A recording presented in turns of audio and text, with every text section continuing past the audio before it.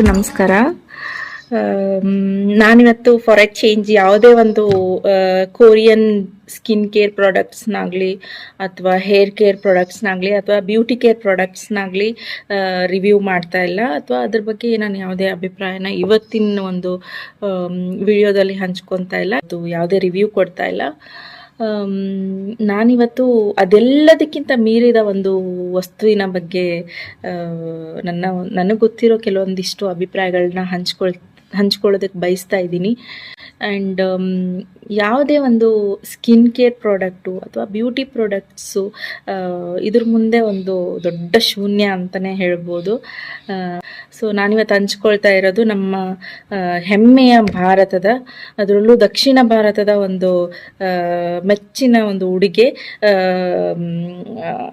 ಸೀರೆ ಬಗ್ಗೆ ನಾನಿವತ್ತು ಕೆಲವೊಂದಿಷ್ಟು ನನಗೆ ಗೊತ್ತಿರೋ ಅಭಿಪ್ರಾಯನ ನಾನು ಹಂಚ್ಕೊಳ್ಳೋದಕ್ಕೆ ಇಷ್ಟಪಡ್ತೀನಿ.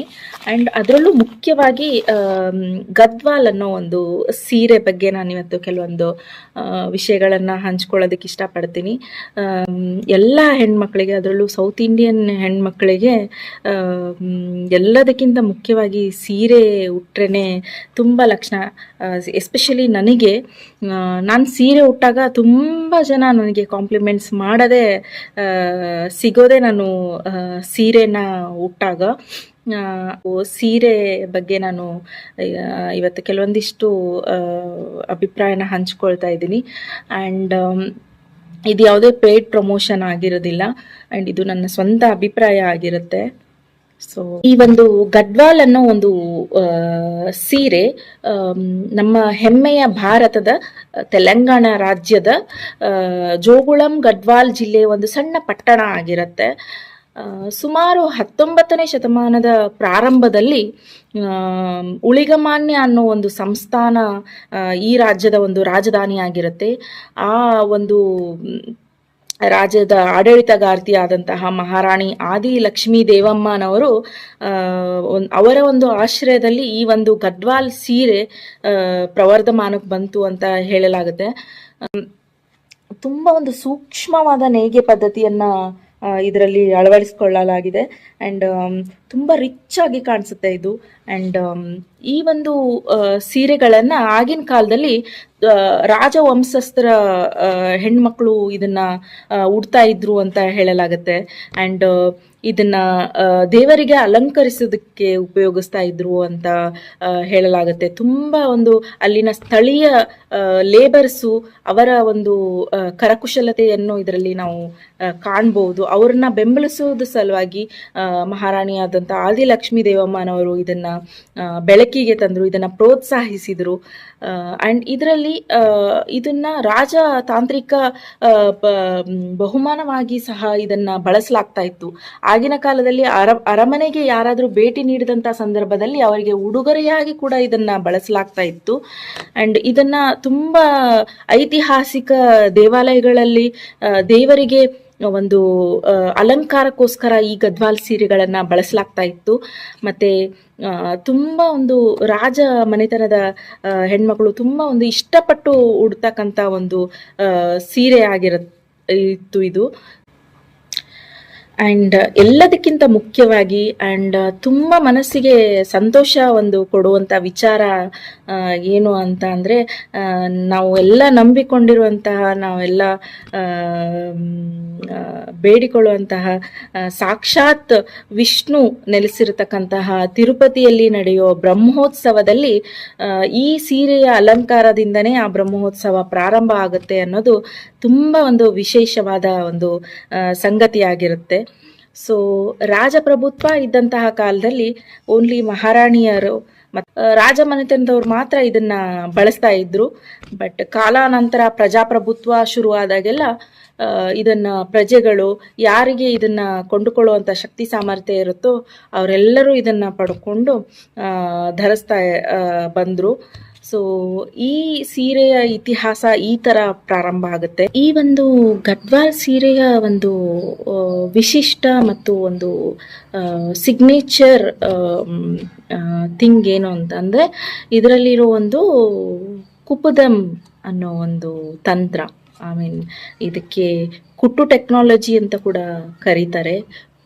ಕುಪ್ಪುದಮ್ ಅಂತ ಅಂದರೆ ಇದರಲ್ಲಿ ಬಾರ್ಡರು ಮತ್ತು ಬಾಡಿ ಪಾರ್ಟು ಮತ್ತು ಪಲ್ಲು ಸಪ್ರೇಟಾಗಿ ನೇಯ್ತಾರೆ.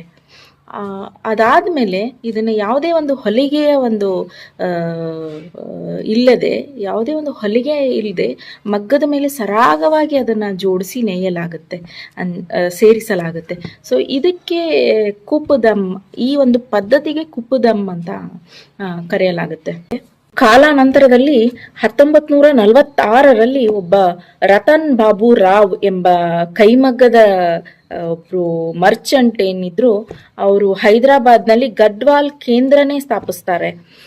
ಸೊ ಇದರಿಂದ ಇಡೀ ಭಾರತದಾದ್ಯಂತ ಈ ಸೀರೆಗಳ ಒಂದು ಪ್ರೊಫೈಲ್ ಮತ್ತು ಇದರ ಒಂದು ವಾಣಿಜ್ಯ ವ್ಯಾಪಾರ ಬೃಹತ್ ಪ್ರಮಾಣದಲ್ಲಿ ಹೆಚ್ಚಾಗುತ್ತೆ.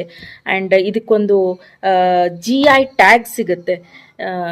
GI ಟ್ಯಾಗ್ ಏನು ಅಂತ ಅಂದರೆ ಜಿಯೋಗ್ರಾಫಿಕಲ್ ಐಡೆಂಟಿಫಿಕೇಶನ್. ಈ ಒಂದು ಗದ್ವಾಲ್ ಸೀರೆಗೆ GI ಟ್ಯಾಗ್ ಇದೆ. ಸೊ ಇದು ಒಂದು ಜಿಯೋಗ್ರಾಫಿಕಲ್ ಐಡೆಂಟಿಫಿಕೇಶನ್.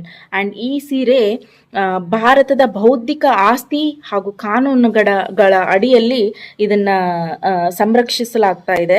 ಈ ಗದ್ವಾಲ್ ಸೀರೆಗಳಿಗೆ ಜಿಯೋಗ್ರಾಫಿಕಲ್ ಐಡೆಂಟಿಫಿಕೇಶನ್ ಟ್ಯಾಗ್ನ ಹೊಂದಿರುತ್ತೆ. ಆ್ಯಂಡ್ ಇದು ಶತಮಾನಗಳಷ್ಟು ಹಳೆಯ ಕುಶಲಕರ್ಮಿ ಪರಂಪರೆಯ ಸಂರಕ್ಷಣೆ ಮತ್ತು ದೃಢೀಕರಣವನ್ನು ಇದು ಖಚಿತಪಡಿಸುತ್ತೆ.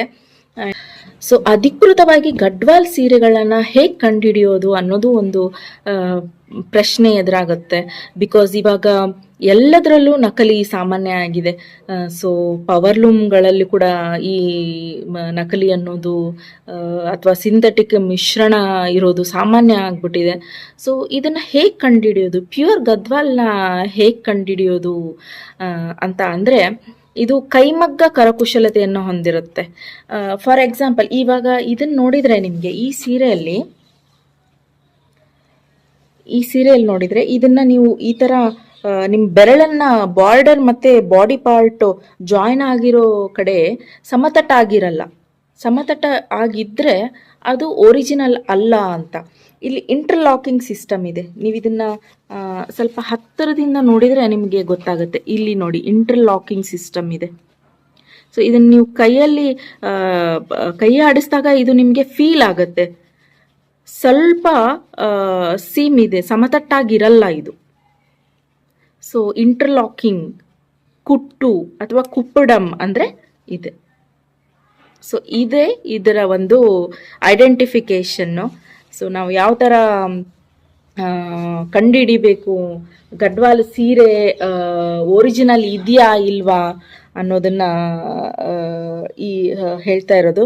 ಸೊ ಈ ಥರ ನೀವು ಬೆರಳುಗಳನ್ನು ನೀವು ಇದ್ರ ಮೇಲೆ ಇಟ್ಟರೆ ಇದು ಸಮತಟ್ಟಾಗಿರಂಗಿಲ್ಲ, ರಿಡ್ಜ್ ಇರುತ್ತೆ ಅಥವಾ ಸ್ವಲ್ಪ ರೇಸ್ಡ್ ಸೀಮಲ್ಲಿರುತ್ತೆ. ಸೊ ಫೀಲ್ ಆಗುತ್ತೆ ಇಂಟರ್ಲಾಕ್ ಇರೋದು. ಹೊಲಿಗೆ ಮಾಡಿರೋದಿದ್ರೆ ಸಮತಟ್ಟಾಗಿ ಸ್ಟ್ರೇಟ್ ಆಗಿರುತ್ತೆ. ಸೊ ಅದು ಗದ್ವಾಲ್ ಅಲ್ಲ. ಅಥವಾ ನೀವು ಈ ಥರ ಉಲ್ಟಾ ಮಾಡಿನೂ ಕೂಡ ನೋಡ್ಬೋದು. ಇಲ್ಲಿ ನೋಡಿ, ಇಂಟರ್ಲಾಕಿಂಗ್ ಗೊತ್ತಾಗುತ್ತೆ. ಸೊ ಇದು ಇಂಟರ್ಲಾಕಿಂಗ್. ಸೊ ಐ ಥಿಂಕ್ ನೀವು ಕಾಣಿಸ್ತಾ ಇದೆ ಅಂದ್ಕೊಂಡಿದ್ದೀನಿ. ಸೊ ಇದು ಇಂಟರ್ಲಾಕಿಂಗ್ ಸಿಸ್ಟಮ್. ಇದು ಮಗ್ಗದಿಂದನೇ ಅವರು ಜೋಡಿಸಿರ್ತಾರೆ. ಯಾವುದೇ ಹೊಲಿಗೆ ಸಹಾಯ ಇಲ್ಲದೇನೆ ಪಲ್ಲು, ಬಾಡಿ ಪಾರ್ಟ್ಸ್ ಮತ್ತು ಬಾರ್ಡರ್ನ ಜೋಡಿಸಲಾಗಿರುತ್ತೆ. ಸೊ ಅದು ಒರಿಜಿನಲ್ ಗಡ್ವಾಲ್ ಸೀರೆ. ಇದಕ್ಕೇನೆ ಕರೆಯೋದು ಕುಪ್ಪುಡಮ್ ತಂತ್ರಜ್ಞಾನ ಅಥವಾ ಕುಟ್ಟು ಟೆಕ್ನಾಲಜಿ ಅಂತ. ಹಾಗೆ ಇದು ಒರಿಜಿನಲ್ ಜರಿ ಇದೆಯಾ ಇಲ್ವಾ ಅಂತ ಯಾವ ಥರ ನೋಡೋದು ಅಂದರೆ, ಇದು ಸ್ವಲ್ಪ ಮ್ಯಾಟ್ ಫಿನಿಶಿಂಗ್ ಇರುತ್ತೆ. ತುಂಬ ಚಮಕ್ಕು ಹೊಳಿತಾ ಇರಲ್ಲ. ತುಂಬ ಹೊಳೆದ್ರೆ ಅದು ನಕಲಿ ಅಂತ ಅರ್ಥ. ಬಿಕಾಸ್ ಅದರಲ್ಲಿ ಪಾಲಿಸ್ಟರ್ ಮಿಕ್ಸ್ ಆಗಿದೆ ಅಂತ. ಇದು ನೋಡಿ, ಮ್ಯಾಟ್ ಫಿನಿಶಿಂಗ್ ಇದೆ. ಈ ಸಿಲ್ಕ್ ತುಂಬ ಹೊಳೆಯಲ್ಲ, ಅತಿಯಾಗಿ ಹೊಳೆಯುತ್ತಾ ಇರಲ್ಲ. ಹಾಗೆ ತುಂಬ ಸಾಫ್ಟ್ ಆಗಿದೆ. ನಕಲಿಯಾಗಿದ್ದರೆ ತುಂಬಾ ಶೈನಿಂಗ್ ಇರುತ್ತೆ ಮತ್ತು ಅದು ಮುಟ್ಟಿದರೆ ಈ ಥರ ಸಾಫ್ಟಾಗಿ ಫೀಲ್ ಆಗಲ್ಲ. ಸೊ ಅದು ಒಂದು ವಿಧಾನ, ನೀವು ಅಸಲಿನೋ ಅಥವಾ ನಕಲಿನೋ ಅಂತ ಟೆಸ್ಟ್ ಮಾಡೋದಕ್ಕೆ. ಸೊ ಅದು ಕೂಡ ಒಂದು ವಿಧಾನ ಆಗಿರುತ್ತೆ. ಆ್ಯಂಡ್ ಇದರಲ್ಲಿ ದಾರ ತುಂಬ ಚಿಕ್ಕದು ಇರುತ್ತೆ, ತುಂಬ ಸೂಕ್ಷ್ಮವಾಗಿ ಇರುತ್ತೆ. ಆ್ಯಂಡ್ ಇದನ್ನ ಉಲ್ಟಾ ಮಾಡಿ ನೋಡಿದಾಗ ಕೂಡ ನೀವು ಇದು ಮಗ್ಗದಲ್ಲಿ ನೇಯ್ದಿರುವಂತಹ ಒಂದು ಸೀರೆ ಆಗಿರುತ್ತೆ. ಆ್ಯಂಡ್ ಇದರಲ್ಲಿ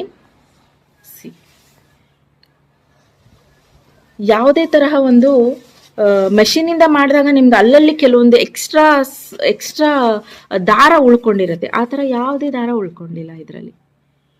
ಸೊ ಇದನ್ನು ಕೂಡ ನೀವು ಟೆಸ್ಟ್ ಮಾಡಿ ತಗೊಬೋದು. ಸೂಕ್ಷ್ಮವಾದ ಗಂಟು ಉಳ್ಕೊಂಡಿರುತ್ತೆ ನಕಲಿಯಾಗಿದ್ರೆ, ಅಥವಾ ಎಕ್ಸ್ಟ್ರಾ ದಾರಗಳು ಉಳ್ಕೊಂಡಿರುತ್ತೆ ಮೆಷಿನಲ್ಲಿ ಜೋಡಿಸಿದ್ರೆ. ಇದು ಪ್ಯೂರ್ಲಿ ಕೈಮಗ್ಗದಲ್ಲಿ ಕುಪ್ಪುಡಂ ವಿಧಾನ ಬಳಸಿ ಇದನ್ನ ಜೋಡಿಸಲು ಆಗಿರುವಂಥ ಬಾರ್ಡರು ಮತ್ತು body part. So you can see here, ಇಲ್ಲಿ ನೋಡಿ, ಇದು ಇದೇ ಇಂಟರ್ಲಾಕಿಂಗ್ ಸಿಸ್ಟಮ್, ಇದೇ ಕುಪ್ಪುಡಂ ವಿಧಾನ.